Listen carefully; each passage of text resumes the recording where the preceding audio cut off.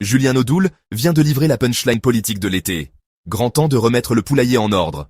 En 6 mots, le député RN vient de clouer au pilori Yael Braun-Pivet et résumer parfaitement l'état de notre classe dirigeante. Et le pire, cette formule va faire bien plus mal que tous les démentis officiels de la présidente de l'Assemblée. Car voici pourquoi cette attaque d'Audoul est si redoutable. Elle transforme une polémique sur des CRS fermiers en symbole de tous les abus de pouvoir de l'élite française. Génie politique ou opportunisme? Les deux. Et c'est exactement pour ça que ça marche. 73% des électeurs RN estiment que leurs dirigeants sont plus proches du peuple que la majorité.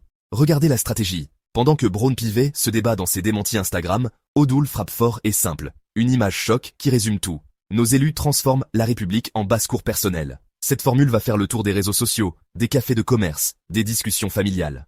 Si cette guerre de communication impitoyable vous passionne, abonnez-vous à Lux Politique pour analyser ensemble ces coups de maître politique. Mais analysons la violence de cette attaque.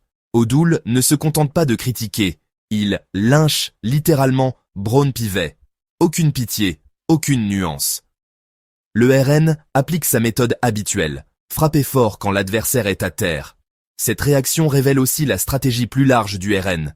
Se poser en défenseur du bon usage des deniers publics face à une élite corrompue. Mais attendez de découvrir pourquoi cette attaque d'Audoul va faire bien plus de dégâts que prévu. Car cette polémique tombe au pire moment pour Braun-Pivet. En pleine crise de confiance envers les institutions, en pleine remontée du RN dans les sondages, Audoul ne fait pas dans la dentelle. Il transforme une accusation du canard enchaînée en réquisitoire général contre le système. Cette violence assumée révèle la nouvelle méthode RN. Plus de gants, plus de précautions oratoires.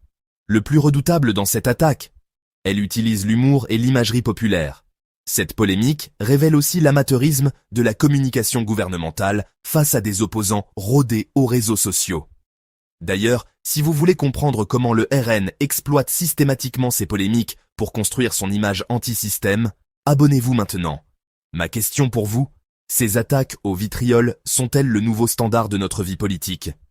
Abonnez-vous et activez les notifications, car ce qu'on va découvrir ensemble révèle une transformation profonde de notre démocratie.